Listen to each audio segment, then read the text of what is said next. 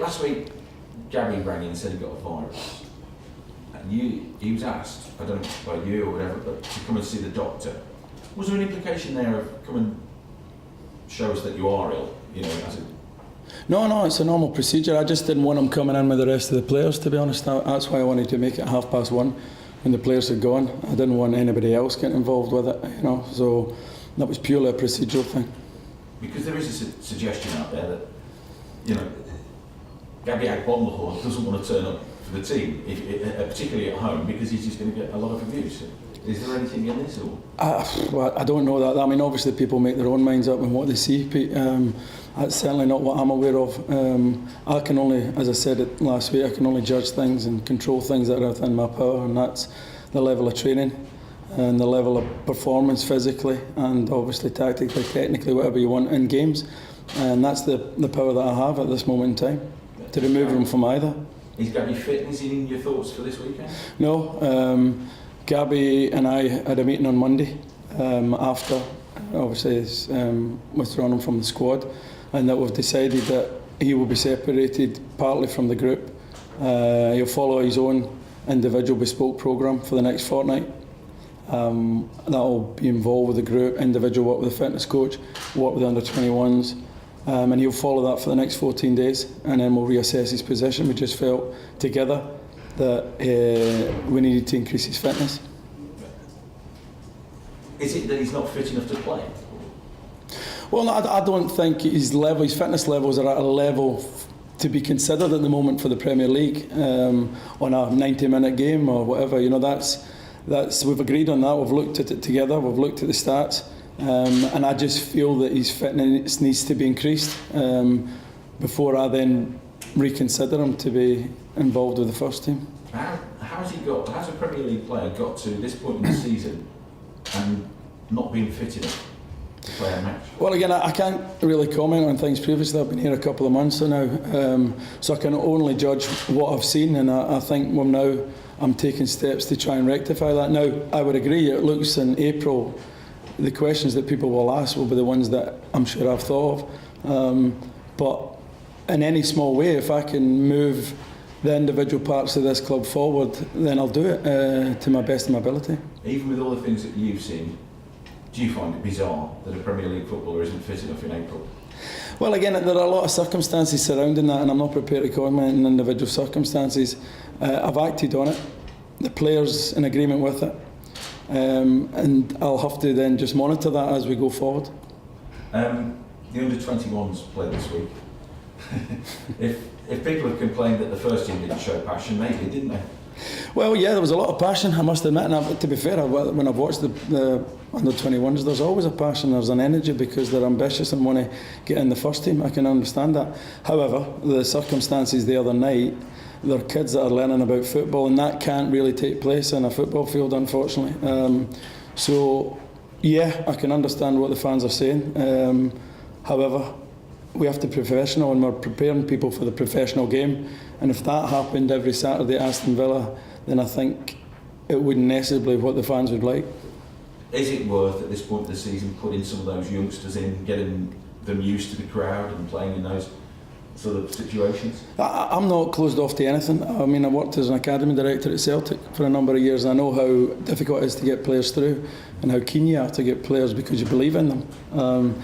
But what I won't do is put kids in that, one, I don't think they're physically, tactically, mentally ready to play in the first team under the circumstances that they would have to do at this moment in time, and the clubs that we're playing against.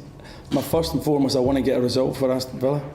Now, what that result was, whether it's a 1-0 defeat that we've played exceptionally well, whether it's a 0-0, whatever it is, I've still got to focus on that more than using this as a development programme. I'm not going to do that.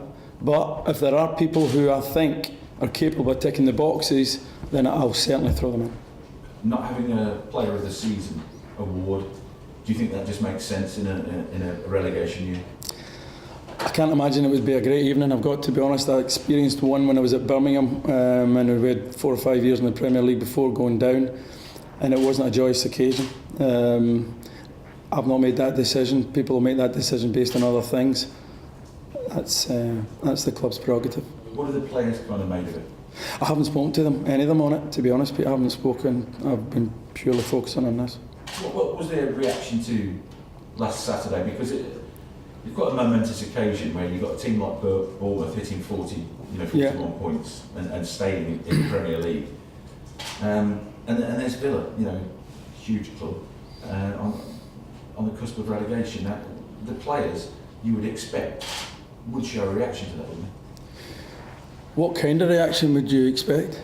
Well, I was in the mix zone, and it just seemed to be the normal sort of, banter going on between. I expected to see, chins on the floor, and I didn't see that. Well, again, I didn't witness that, but I know there was somebody questioned it last week in terms of it was kind of joyous and obviously a bit of confidence towards the supporters with Bournemouth, and they fully deserve that. They've had a fantastic season. It was remarked that the players were heads down, walking off the pitch individually, whatever. That's a normal reaction for me to being potentially relegated, because I didn't know at that time, I don't know if the players did, I didn't know at that time whether we were relegated or not. So I think the circumstances that have prevailed, if you like, over not just on Saturday, that we're not talking about just a reaction to one game or one circumstance. You're talking about a fair bit of time that this has accumulated, so it's not just happened overnight and people react to it in a certain way. This has been a process over the last little while, so players, whether they like it or not, psychologically start to get used to it. So it's a process that, again, I can't control, but people see individual things that remark and make their minds up. Again, I can't control that. They announced that there are going to be job losses on Monday. I mean, it's a real life scenario now that when some of the boys come in and go into the canteen or whatever, or even get massages or whatever, that as a result of what's happened on the pitch, these people won't be here next year. Some of them won't be, will they? That's the sad reality of relegation. As again at Birmingham, there was people altered. I was at Motherwell when they went into administration, and it's a horrible scenario. Where people's livelihoods are lost. But that, unfortunately, is what relegation brings. And I'm sure the club will try and do that in the best possible way for the individuals that I'm sure have worked extremely hard for the club. So they'll do their utmost, I'm sure, to ensure that is done in as easy a process and as soft a process as possible. If the players haven't done enough because of the lack of ability on the pitch, have they cared enough, do you think? Well, again, I've only been in sort of 7-8 weeks, and I'm not about to judge people from 2 years ago or 6 months ago or whatever. I can only judge on what I've seen here, and then I only judge, obviously, since I've been caretaker manager. And in the last 10 days, they've been very good. I've got to be honest. They've applied themselves at training. Those that haven't then are not involved. We carry on. Manchester United had a good win last night. Did you watch that? Yeah, I went down to London last night and watched it live, which probably, having watched most of it, I'd rather I didn't have gone, but I hadn't gone. But no, Man United are Man United, and I know people will say they're probably not the Man United of 5 years ago. They're a top football team. They went to a very hostile atmosphere last night, and I wanted to experience that. They went to a very hostile atmosphere and coped with it. Yeah, there was a little flurry near the end for West Ham, who gave it everything they had, but Man United coped with it. So they've got a lot of good players, and we'll be up. It's a huge task on Saturday. But I've got to be honest, the way I'm watching the players, I'm relishing it. I'm looking forward to getting there, and let's see if we can surprise someone. So there's not this inevitability about relegation. Well, I can't allow that to happen. But I've got to work here every day and come in, and the circumstances are what they are, but we've got to try and be as positive as we can and try and get the maximum. All I'm trying to do in any small way is try and put something back into this club that pushes it towards another direction, and that's all I've focused on. This position you found yourself in, you've been here 5 weeks, Remy Gard gets sacked, you get given the reins for the last 7 or 8 games. You wouldn't do this to your worst enemy, would you? It's not a dream job, I'd have to say.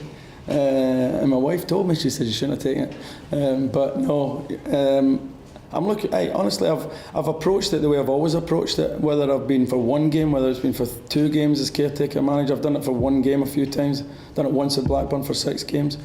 And all the only thing that kind of burns within me is that nobody will be able to criticise me when I leave, and that I've done it professionally. And I think if you do that, the players have got an obligation to respond to that, or I've got an obligation to make a decision. So it's been pretty clear with that, and I've got to be honest, I couldn't really fault them in the last 10 days or so with their application and training.